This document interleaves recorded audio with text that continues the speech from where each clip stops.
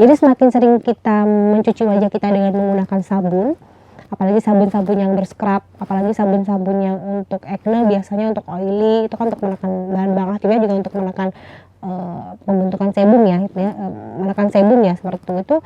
Menurut saya juga kurang oke sih, karena kelembapan kulitnya juga akan lebih cepat hilang. Untuk cuci muka menggunakan sabun rata-rata cukup 2 kali aja, mentok di 3 kali aja, biasanya pagi dan malam sebelum tidur sudah cukup. Untuk touch up biasa-biasa saja gitu, cukup menggunakan air dingin aja sudah cukup. Dok, aku jerawatan tapi pengen glowing, nggak bisa ya gitu, karena jerawat sudah terjadi peradangan. Dengan pemberian brightening atau pencerah itu juga akan memicu peradangannya kembali.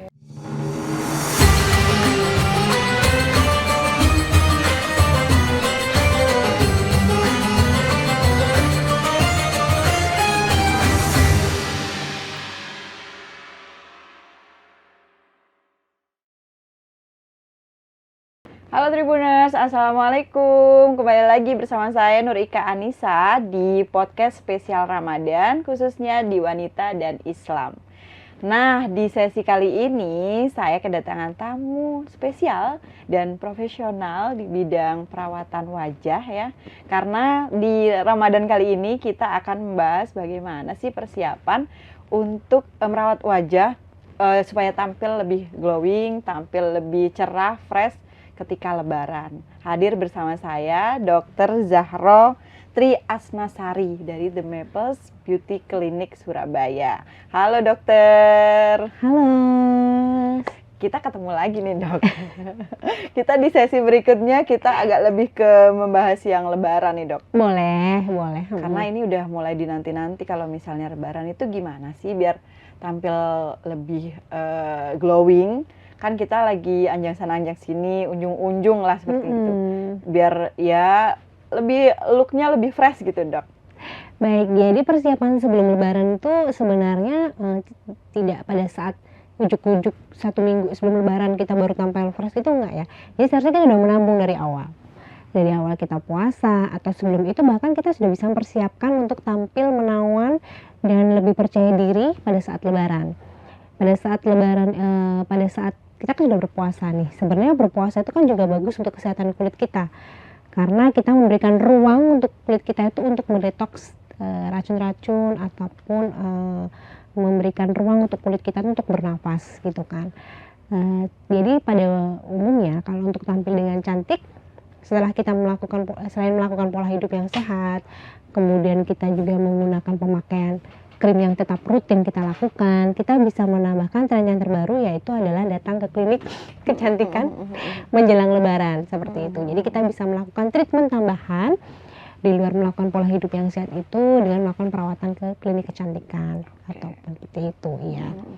Rutinitas perawatannya seperti apa dok hingga kemudian kita butuh ke klinik kecantikan gitu untuk. Jadi selain dibantu dari dalam ya, dalam artian kita itu menjaga pola hidup kita, perbanyak konsumsi air putih pada saat puasa, tetap itu olahraga pun tetap harus kita lakukan untuk mempertahankan metabolisme tubuh kita, bahkan meningkatkan dari sel-sel yang dalam tubuh kita. Itu biasanya kita juga bisa tren terbanyak dengan melakukan perawatan treatment, boleh dibantu di klinik kecantikan. Banyak sekali yang bisa dilakukan, misalnya adalah facial.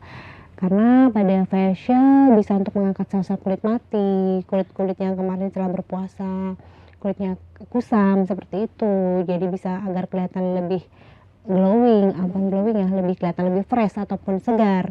Kemudian dengan penambahan treatment yang lain, kalau untuk tampil yang instan tentunya dengan menggunakan skin booster seperti itu. Skin booster dengan kandungan bahan yang disesuaikan dengan kondisi kulit kita. Tapi pada pasien-pasien yang untuk lebih kelihatan glowing, kita bisa memberikan bahan-bahan pencerah pada kulit kita dengan melakukan skin booster seperti itu. Kalau infus karena masih puasa ya, jadi mungkin tidak bisa dilakukan. Jadi salah satunya dengan menggunakan skin booster masih boleh untuk dilakukan seperti itu. Bisa menggunakan laser pun ataupun bisa menggunakan chemical peeling, treatment seperti itu. Jadi menyambut lebaran itu persiapannya untuk kulit kita tidak hanya dari dalam tapi juga dari luar seperti itu. Nah, biasanya nih dok, pilihan-pilihan apa sih yang paling banyak disukai gitu atau mungkin yang dibutuhkan oleh pasien gitu ketika jelang lebaran gitu? Itu tadi yang saya bilang ya, jadi tidak hanya skin quality yang mereka inginkan, untuk tampil lebih cerah ataupun glowing ataupun lebih kenyal kulitnya, seperti lebih halus seperti itu. Tapi juga tren yang sekarang terbanyak juga lagi booming adalah contouring pada wajah itu tadi. Jadi pasien ingin terlihat atau para wanita ini ingin terlihat kulitnya lebih kencang, nggak kendur gitu kan, terus lebih proporsional, proporsi dari wajahnya itu. Kemudian pasien juga ingin lebih mengkoreksi yang lain, cekungan-cekungan seperti itu. Pada beberapa pasien mungkin mengeluhkan daerah-daerah tertentu seperti cekung, jadi mereka ingin menambah itu agar lebih proporsional pada wajahnya, jadi terlihat lebih bagus dilihat cara kontur seperti itu. Nah itu kan treatment-treatment yang tidak bisa dilakukan mendekati banget di hari H. Jadi pasien-pasien sebenarnya 1 bulan sebelumnya mereka ataupun bahkan di bulan-bulan sebelumnya mereka sudah mencicil untuk melakukan seperti itu, treatment seperti itu. Iya. Kalau misalnya dari hasil treatment yang kita rutin lakukan, terus kita di hari H atau mungkin di momen-momen tertentu kita make upan gitu, nah, itu ada pengaruhnya nggak sih dok, kita setelah invest dari perawatan kemudian ke make up, apakah hasil make up lebih flawless atau seperti apa gitu? Sebenarnya kalau kita merawat kulit kita dengan benar ya, tanpa make up pun itu pasti kulit sudah kelihatan sangat cantik, lebih kelihatan bersih ataupun kelihatan glowing, cerah seperti itu. Dan menurut saya tren-tren sekarang ini pasien sudah mulai jarang sekali untuk make up yang tebal. Jadi mereka inginnya adalah pada saat lebaran ataupun sebelum lebaran atau pada saat hari-hari biasa itu tanpa menggunakan make up yang seperti itu, mereka sudah terlihat flawless seperti itu tadi. Tentu kalau kita melakukan treatment seperti itu secara secara kontinu ataupun rutin, itu pasti hasilnya pasti akan juga jauh lebih bagus dibandingkan hanya menggunakan 1 kali 2 kali treatment. Pasti akan berbeda sekali seperti itu. Dan itu tidak bisa ditawarkan hanya menggunakan 1 kali treatment, hanya digunakan pada saat itu saja itu tidak bisa. Jadi itu memang harus rutin untuk dilakukan. Pada saat datang berkonsultasi dengan dokter, permasalahannya di mana, ataupun hanya ingin perawatannya seperti apa, kebutuhannya seperti apa, nanti kita sesuaikan seperti itu. Nggak bisa kalau hanya 1 kali kunjungan ataupun 1 kali treatment tiba-tiba ingin hasil yang meledak yang tidak flawless sekali seperti itu. Tapi jelas ya, kalau kita rutin merawat kulit kita tanpa bermake up pun tapi kulit sudah kelihatan flawless, sudah kelihatan teksturnya lembut, kenyal, cerah seperti itu. Jadi pasien lebih suka seperti itu. Dok, itu nggak cuma pakai sunblock aja loh, cuma bedak tipis-tipis. Sekarang kan seperti itu. Karena trennya di Indonesia kan sekarang kayak negara-negara Korea ya, itu kan mereka tampilan make upnya nggak tebal-tebal seperti itu. Gitu. Kalau yang pilihan kombinasi gitu dok, kayaknya skin booster mungkin dikombinasi sama apa gitu atau seperti apa? Banyak sekali. Jadi bisa banget. Jadi bahkan skin booster pun juga bisa dikombinasi dengan treatmentnya contouring seperti tadi.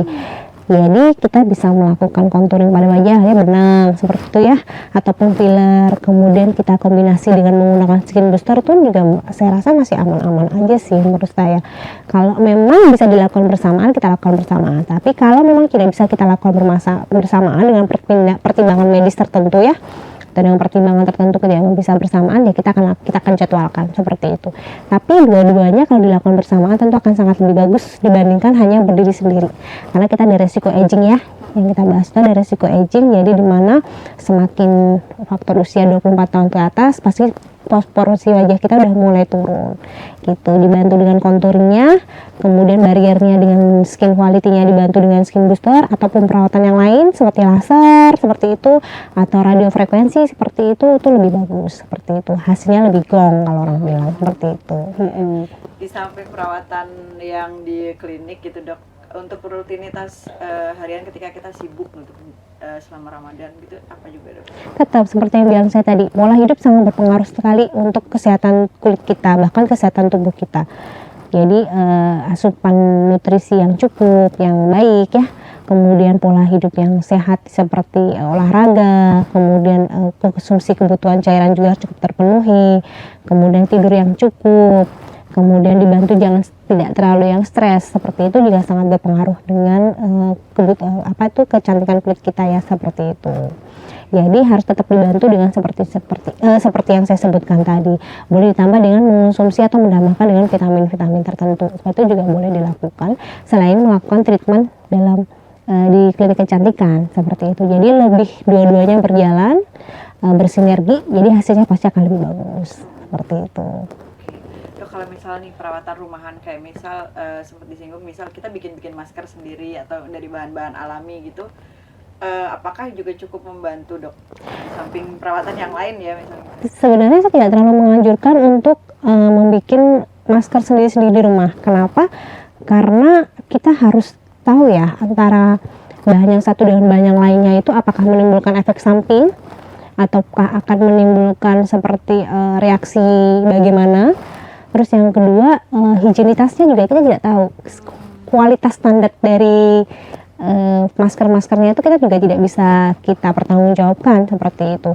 Tapi kalau untuk masker yang tradisional kayak hanya untuk menampilkan buah-buahan ataupun putih telur, kan jadi seperti itu ya. Saya rasa selama tidak ada reaksi alergi dalam tubuhnya kita, saya rasa ya masih aman-aman aja. Tapi kalau untuk mencampur atau meracik masker itu sendiri ataupun ya seperti itu ya, saya rasa kurang sih, janganlah, bisa dihindari karena kita tidak tahu reaksi pencampuran bahan-bahan itu tadi dalam kulit kita, dan yang kedua kan kurang higien juga kan. Jadi takut kan malah menimbulkan keluhan yang lain seperti itu. Nah dok, ini juga menarik ketika bagaimana sih kita, terutama yang mungkin dari Tribuners yang usianya masih remaja gitu, biar tahu, biar kenal sebenarnya kulitnya itu jenisnya apa gitu. Mungkin oily kah atau mungkin kering kah, dan mungkin yang ada mungkin sensitif juga. Nah itu tuh kayak gimana sih tanda-tandanya gitu dok? Sebenarnya 4 jenis tipe kulit kita itu ada, yang pertama adalah kulit yang normal ya, ibaratnya kan seperti itu. Kemudian ada kulit normal berminyak, kemudian kering, dan kombinasi. Ini kan 4 basic dari jenis kulit kita itu adalah itu tadi ya. Untuk mengenalinya sebenarnya gampang sih Mbak, kalau menurut saya sih. Kalau untuk kulit berminyak, tanpa kita bilang berminyak pasti udah kelihatan banget ya. Kalau ngaca itu kan kayak kilang-kilang, kayak kelihatan gitu ya. Terus pada saat kita usap gitu kan dengan menggunakan tangan ataupun dengan menggunakan sheet mask yang bukan sheet mask ya, paper yang di toko-toko itu kan juga bisa mengenai kita tempel ada minyaknya atau enggak. Itu kan sangat gampang sekali untuk kulit berminyak ya. Sedangkan kalau untuk kulit kombinasi juga menurut saya sangat gampang sih menurut saya. Jadi kan kombinasi itu kan pada area-area tertentu saja, daerah T terutama yang berminyak. Jadi saya rasa pasien juga udah pintar sih. Kok dok ini paling yang berminyak daerah sini saja, waktu pakai make up kok cuma di sini aja ya dok yang berminyak, di sini kering, bahkan tidak di sini tuh nggak nempel kayak gitu. Kalau untuk kulit kering lebih gampang lagi sih, ya udah kelihatan kasar teksturnya, terus kemudian cracks pada saat memakai bedak nggak nempel seperti itu, terus pada saat digosok juga ya kering kasar kayak gitu. Jadi gampang sekali sih sebenarnya mengenalinya secara tidak langsung, maksudnya untuk mengenali secara umum seperti itu. Kalau untuk yang sensitif nih dok? Kalau kulit sensitif, sebenarnya kulit sensitif tiba-tiba bau sensitif ya, tapi pada umumnya kulit sensitif itu adalah paling gampang itu pada saat kita terpapar panas. Nah itu dia akan mudah kemerahan gitu, atau pada saat terpapar bahan-bahan kosmetik tertentu dia akan lebih terjadi peradangan seperti timbul jerawat seperti itu, ataupun juga ya kemerahan yang paling banyak seperti itu. Biasanya kalau terkena sinar matahari itu dia udah kelihatan kayak merah kayak gitu, ataupun pada saat kita lakukan ya kita masak sedikit lah dia udah bisa menimbulkan kemerahan. Seperti itu biasanya kulit-kulit yang sensitif gitu. Itu ada pilihan skincare atau mungkin kandungan yang harus dihindari nggak? Kalau untuk kulit-kulit sensitif sebenarnya saya lebih sangat menghindari untuk bahan-bahan yang bersifat agresif ya, atau yang bersifat eksfoliasi yang berlebihan, atau yang bersifat asam. Biasanya saya untuk menghindari seperti itu. Jadi yang bersifat asam yang terlalu kuat kayak kandungan-kandungan tertentu ya, retinol kayak gitu, atau salicylic acid yang keras gitu, biasanya ya kita hindari dulu. Karena menurut saya kulit sensitif biasanya pada umumnya orang-orang dengan yang kulitnya kering pada umumnya. Jadi biasanya saya bilang untuk dihindari dulu. Jadi mencari bahan-bahan yang calming, yang menenangkan kulit kita aja. Seperti ceramide yang saya bilang seperti kemarin, seperti itu aja sih gitu. Untuk keluhan kulit sensitif kalau berjerawat ya kita sesuaikan aja. Kita pilih dari yang paling soft untuk treatmentnya, atau pemilihan produknya, atau bahan aktifnya kita coba dulu dari yang level yang paling rendah seperti itu. Itu kan ada tingkat-tingkatannya sebenarnya kalau secara keilmuan kita ya. Jadi nanti pemilihan pada saat orang dengan kulit berjerawat tapi kulitnya sensitif ada tingkat-tingkatannya. Jadi golongan pertama apa, ibaratnya jatuh kedua, ketiga baru apa, seperti itu. Dok, bener nggak sih kalau misalnya nih kita sering mencuci wajah itu berpengaruh ke kondisi Kelembapan. kulit? Bener. Iya benar. Oke. Apalagi kalau mencuci wajahnya menggunakan air hangat atau air panas. Kalau air panas enggak lah ya. Air hangat ya, benar. Jadi semakin sering kita mencuci wajah kita dengan menggunakan sabun, apalagi sabun-sabun yang berscrub, apalagi sabun-sabun yang untuk acne, biasanya untuk oily, itu kan untuk menekan bahan-bahan aktifnya, juga untuk menekan pembentukan sebum ya, menekan sebum ya, seperti itu menurut saya juga kurang oke sih, karena kelembapan kulitnya juga akan lebih cepat hilang. Karena sering kita kasih sabun bahan-bahan seperti itu tadi, jadi kulit akan menurut saya kurang bagus juga. Kalau saya rata-rata sih untuk cuci muka menggunakan sabun rata-rata cukup 2 kali aja, mentok di 3 kali aja. Biasanya pagi dan malam sebelum tidur sudah cukup. Untuk touch up biasa-biasa saja gitu, cukup menggunakan air dingin aja sudah cukup gitu. Kalaupun menggunakan makeup yang tebal, ya kita menambahkan dengan menggunakan double cleansing yang lainnya seperti itu. Itu dari rutinitas harian ketika merawat wajah ya? Iya, meskipun kandungannya itu adalah gentle wash. Jadi gentle wash itu ada kandungan-kandungan yang bisa melembabkan kulit, kita tidak mengurangi dari kelembapan kulit itu sendiri. Menurut saya cukup 2 kali saja. Karena semakin kena sabun ya, ada pH-nya pasti juga akan semakin naik ya. Jadi menurut saya ya udah, jangan, nanti takutnya tambah kulit akan memicu kulit kita akan kering. Karena itu tadi kelembapannya yang tidak terjaga, jadinya berkurang akhirnya seperti itu tadi. Oke.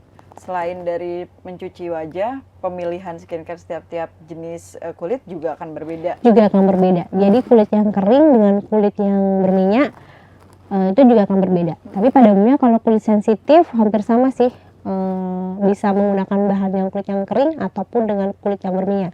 Tergantung sensitifnya pada saat kulitnya itu sensitif ada keluhan seperti apa, seperti itu. Biasanya kalau untuk bahan-bahan yang untuk kulit yang berminyak memberikan bahan-bahan yang melembabkan atau kalian minyak itu istilahnya tidak terlalu berat ikatan molekulnya, atau mungkin berupa gel seperti itu, berupa agen-agen yang ringan seperti itu. Kalau untuk yang kering mungkin lebih butuh pelembab-pelembab yang benar-benar melembabkan ya, seperti itu. Mungkin kayak hyaluronic acid dalam bentuk seperti itu.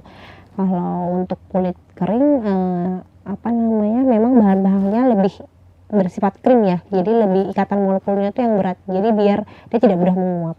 Tapi tidak bisa dilakukan pada kulit yang oily, karena kan semakin oily gitu. Oke. Kalau untuk ini dok, tadi udah ngomongin ya soal jenis-jenis kulit, terus kita ngomongin juga ke pemilihan skincare-nya juga. Nah, apakah juga berpengaruh ketika kita akan perawatan ke klinik nih dengan kondisi wajah misal oily ke jerawat gitu? Nah, itu seperti apa dok? Kalau untuk pemilihan treatmentnya kita tetap akan berbeda ya, kebutuhan oily dengan kebutuhan yang non oily ya, atau kering ataupun kombinasi akan berbeda sih. Jadi kita benar-benar memilihkan treatment yang tepat. Facial pun juga kita juga akan memilihkan treatment, bukan treatment ya, facial itu adalah perawatan kita juga akan memberikan pilihan. Jadi menurut saya disesuaikan. Jadi kalau kulitnya udah kering ya jangan kita menggunakan bahan-bahan untuk oily, ya makin kering, seperti itu aja sih. Bedanya hanya di bagian krim-krimnya aja. Atau di tahapan-tahapan facialnya dengan kulit berminyak dengan kulit kering juga akan berbeda, seperti itu. Untuk pemakaian kayak treatment yang lain dok, yang skin booster. Kalau skin booster juga pasti akan berbeda. Untuk kulit yang kering dengan kulit yang berminyak pasti juga akan berbeda gitu. Kalau untuk berjerawat bagaimana dok? Kita lihat dulu jerawatnya, karena itu kulit yang kering atau karena memang kulit yang berminyak, pasti juga akan berbeda seperti itu. Kalau misalnya dengan kondisi yang berjerawat nih dok, tapi juga ingin mempersiapkan lebaran gitu, yang ya setiap orang ingin tampil prima, dan itu kapan dok kira-kira harus berkonsultasi dan harus melakukan treatment ketika masih berjerawat gitu? Oke, berjerawat itu tidak bisa 1 kali treatment dalam waktu 1 bulan sembuh. Bahkan jerawat itu rata-rata membutuhkan waktu 6 bulan sampai 1 tahun untuk pengobatannya. Jerawat itu susah-susah gampang ya, apalagi kalau dipengaruhi oleh hormonal, pasti butuh pemeriksaan yang lengkap ya, atau pemeriksaan lebih lanjut kan. Jadi memang kalau pada pasien-pasien notnya ya, untuk pasien-pasien yang berjerawat tuh nggak bisa pada saat itu 1 kali treatment, 2 kali treatment selesai, nggak bisa. Pasti butuh waktu yang 6 bulan sampai 1 tahun. 6 bulan, 3 bulan pertama, 1 bulan pertama kita evaluasi. Belum tentu juga langsung penggunaan krim, meskipun tuh bahan aktifnya sesuai dengan di guideline, belum tentu juga cocok dengan kulit kita. Apalagi kalau udah berjerawat, kulitnya juga sensitif, seperti itu juga susah-susah gampang gitu. Jadi nggak bisa kak. Jadi memang perawatan untuk kulit berjerawat, kalau ingin tampil prima itu tidak mendekati di bulan lebaran, tapi 6 bulan atau 1 tahun sebelum lebaran itu sudah dipersiapkan. Seperti itu. Nanti jerawat aktifnya belum bisa diapa-apakan ya. Terus habis itu setelah jerawat aktifnya, pemilihan krimnya belum tentu cocok juga. Akhirnya kita mencari formulasi yang lain, ya kan. Terus setelah itu belum bekasnya. Tidak mungkin bekasnya dalam waktu 1 hari 1 malam kan hilang. Belum nanti treatment bekasnya akan berbeda lagi. Habis itu belum lagi dipengaruhi faktor pola hidup atau stres dan sebagainya, muncul lagi hilang. Jadi nggak bisa dalam waktu yang singkat pada saat itu. Tentu kalau untuk kasus berjerawat ini butuh penanganan yang lebih ekstra. Itu tadi 6 bulan sampai 1 tahun untuk penyembuhan proses jerawatnya. Apalagi kalau sudah ada bopeng-bopengnya pasti akan berbeda lagi. Pasti akan lebih lama lagi seperti itu. Makanya dibilangnya faktor banget ya ketika teman-teman ini butuh perawatan ketika kondisi masih berjerawat. Iya, benar banget. Beda dengan kulit yang berminyak aja tapi tidak ada permasalahan, ya oke. Kita cukup memberikan treatment biasa pun nggak ada masalah gitu. Skin boosternya bisa kita pilihkan bahan-bahan yang tidak terlalu melembabkan. Bisa kalau yang lagi booming Diana Salmon masih bisa kita lakukan seperti itu.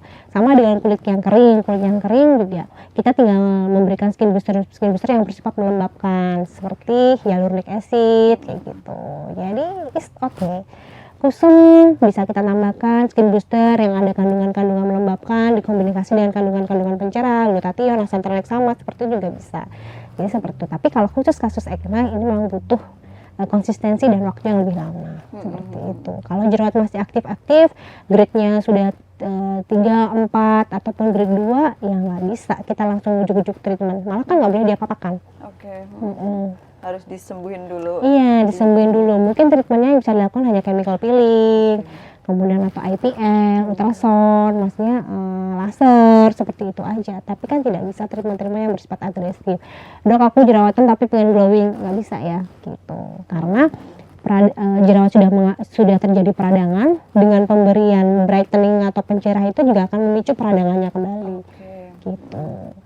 Itu bagi yang masalah acne. Kalau misalnya nih dok, kita kan ketika mau persiapan lebaran nggak hanya untuk anak muda, tapi juga untuk usia menengah ke atas juga ingin tampil yang lebih oke lah gitu lah dok. Boleh. Ketika mulai flek hitam, muncul ada tanda-tanda keriput dan sebagainya gitu, ketika apa kira-kira perawatannya? Jadi kalau untuk flek ya, kita bahas mengenai flek. Flek itu juga tidak bisa ujuk-ujuk 1 kali treatment tuntas pada saat lebaran, tidak bisa sayang. Jadi tidak ada yang instan.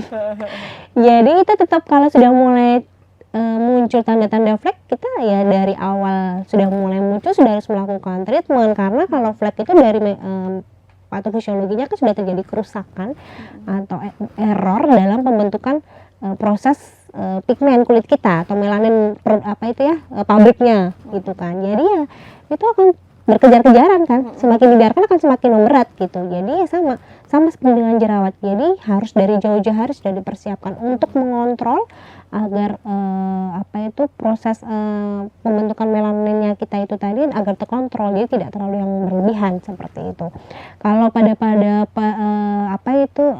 kulit yang keriput ya, sebenarnya keriput ada dua jenis, ada yang dinamis sama statis. Kalau dinamis itu dimana timbulnya keriput itu masih bisa kita perbaiki. Tapi kalau statis itu adalah yang sudah menetap. Pernah kan kita lihat orang tua ataupun mungkin orang yang sering berekspresi keriputnya sudah netap. Ya nggak berekspresi pun keriputnya akan kelihatan. Nah itu tidak bisa hanya menggunakan treatment yang biasa atau menggunakan krim. Itu butuh treatment yang lain. Selain yang pertama, maaf ya kalau saya sebut, mungkin untuk mencegah seperti itu bisa melakukan botox. Seperti itu. Botox dibutuhkan usia berapa dok? Kalau saya sih sekarang tidak memandang usia ya. Kalau memang ototnya sangat hiperaktif ya udah kita botox daripada menimbulkan keluhan yang lainnya. Salah satunya adalah kulit yang keriput itu tadi ya. Terus kalau sudah seperti terjadi ya kita butuh yang lain. Seperti mungkin kita butuh filler, kemudian kita juga butuh kolagen simulator. Tergantung case-nya seperti apa gitu.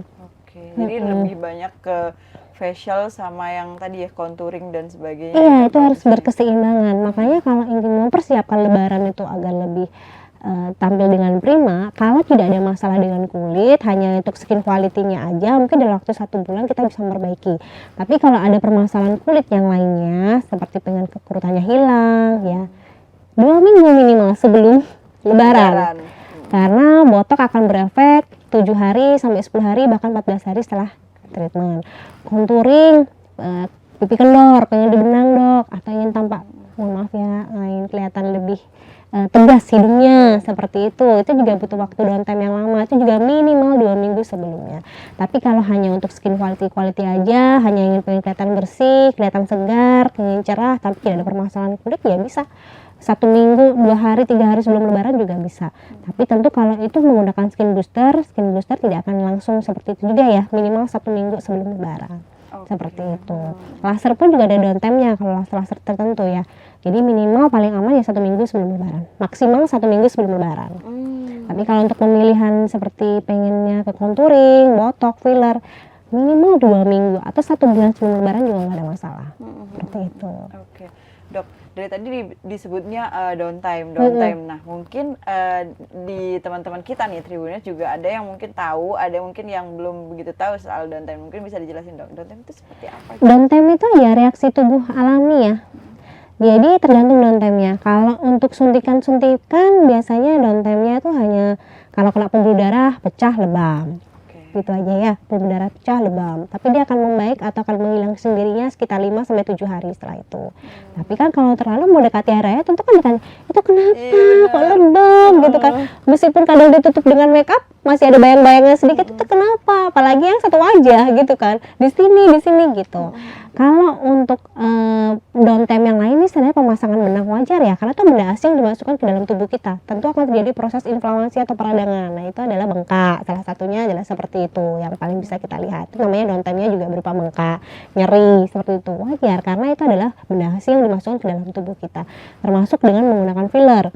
Jadi filler itu juga ada downtime-nya akan terlihat bengkak atau bahkan di tusukannya itu akan, karena itu tadi ya, balik lagi kena jarum dia akan lebam seperti itu. Filler juga bisa menyembuhkan bengkak karena dia menarik air. Jadi akhirnya akan terjadi kayak efeknya temen seperti itu. Kurang lebih seperti itu sih. Jadi downtime yang paling banyak adalah yang lebam, bengkak, kemudian wajah akan kelihatan lebih kurang. Kadang kalau dibenang masih ada yang dimple atau gimana, itu juga bisa menyebabkan reaksi dari downtime itu sendiri. Seperti itu. Dan setiap orang akan berbeda reaksinya ya dok ya? Setiap orang akan berbeda dan kita tidak bisa menebak reaksi alergi. Itu yang harus kita ketahui. Jadi meskipun kita kadang sudah berusaha menggunakan bahan-bahan yang aman, yang sudah FDA approve kayak kalau alat ya, ataupun sudah menggunakan bahan-bahan yang sudah lulus BPOM ataupun Kemenkes, Kementerian Kesehatan, tentang alat kesehatan luar negeri, itu tidak menutup kemungkinan bahan-bahan tertentu juga kita bisa menyebabkan alergi. Seperti itu. Kalau terjadi reaksi alergi ya tentu akan lebih lama prosesnya dibandingkan yang tidak ada reaksi alergi. Seperti itu. Reaksi alergi macam-macam juga sih Mbak. Ada rasa nyeri, biasanya bengkak, ada kemerahan, seperti itu. Dan ini pastinya dikonsultasikan dulu ya dok ya, sebelumnya dan setelahnya biasanya ada kayak treatment pasca ini after, benar pasca treatment apa nih anjurannya? Iya benar banget. Biasanya pasca treatment tuh ada post treatment tuh biasanya kita follow up gitu, apakah ada keluhan apa tidak, seperti itu. Tentu ini tidak bisa dilakukan dalam waktu berdekatan dengan lebaran seperti itu. Jadi paling aman ya 1 bulan sebelum lebaran sudah mulai melakukan treatment.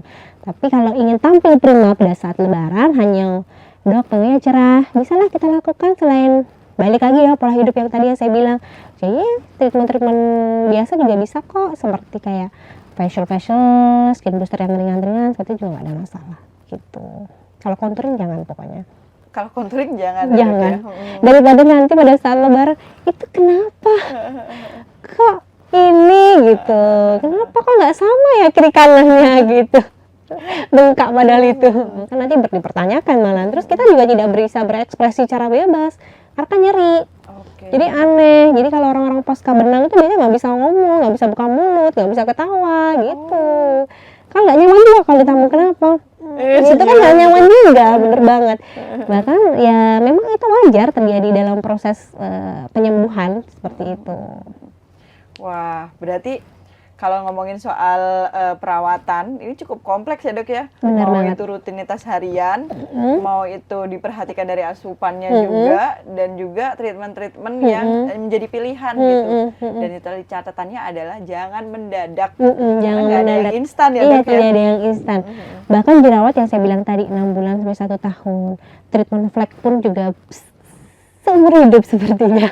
Karena tidak terjadi perusakan di deposit kulit kita ya. Tapi minimal kalau barrier kulit kita tuh bagus, jadi kita bisa mengurangi mengurangi keparahan dari tingkat fleknya itu tadi, atau melasma ya orang bilang seperti itu. Jadi jangan mendadak. Itu memang ya jangan mendadak, kecuali kalau memang hanya itu tadi, ya udahlah pengen seger-segeran aja atau pengen cerah-cerah, boleh, nggak apa-apa gitu. Dari perbincangan ini kayaknya dari tadi dibahasnya skin quality, skin barrier seperti itu Ya, skin quality sama dengan skin barrier.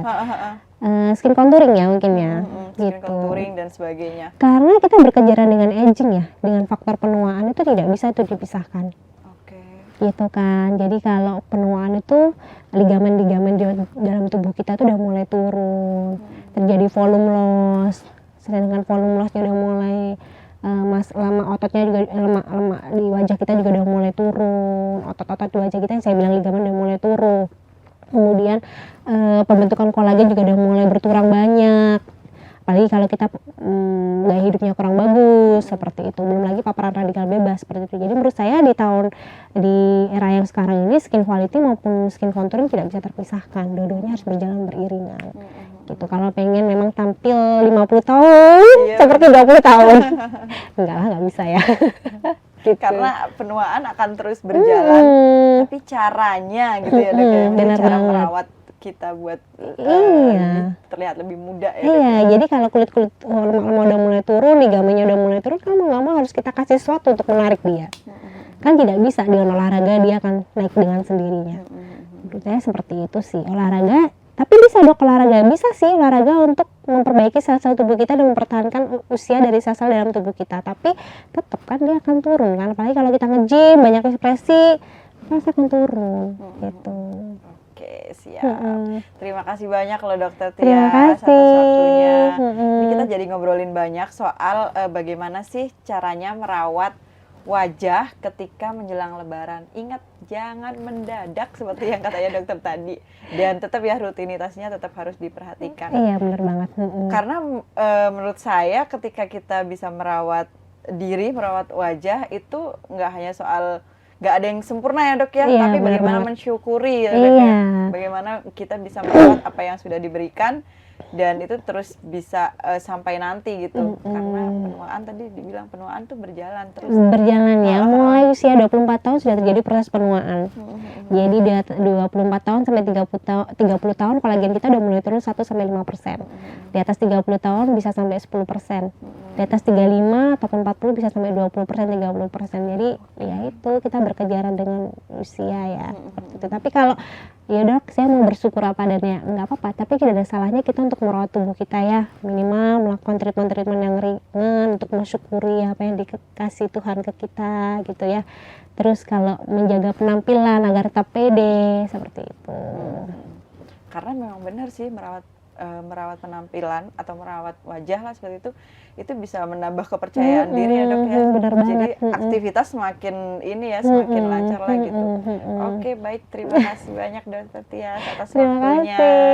Nanti kita akan berbincang-bincang lagi dengan banyak sekali perbincangan soal wanita dan juga yang masih berkaitan dengan Ramadan. Dokter, untuk waktu ini sesi kali ini kita tutup dulu, kita sapa lagi Tribuners kali ini. Dan semoga ya dari perbincangan ini bisa memberikan manfaat kepada para Tribuners dimanapun, terutama ketika mendekati atau mempersiapkan Lebaran atau momen-momen penting ya, nggak hanya Lebaran, bisa lebih tampil lebih optimal, lebih prima, badannya lebih fit, juga wajahnya lebih berseri dan fresh flawless ya, Dok, ya. Sekarang ya maunya sekarang maunya yang flawless ala Korea. Nggak terlihat makeup, nggak terlihat yang perawatan AIUEO, tapi perawatan Iya, gitu. yang natural tapi flawless gitu kan. Karena pasien-pasien maunya gitu. semuanya yang flawless, natural, tidak ada seperti perawatan gitu. Oke. Trennya. Tapi tetap cantik ya. Iya, Kita semua tetap cantik cantik. versi diri masing-masing ya dok ya. Masing-masing, ya. Baik. Nah semoga Tribuners dari perbincangan ini ada banyak manfaat yang bisa diambil bareng-bareng. Nanti kita akan ketemu lagi di podcast selanjutnya, tetap di spesial edisi Ramadan, terutama untuk wanita dan Islam dari Tribun Jatim Network. Dan kita akan kembali di sesi selanjutnya untuk episode-episode berikutnya. Terima kasih. Terima kasih. Assalamualaikum. Waalaikumsalam.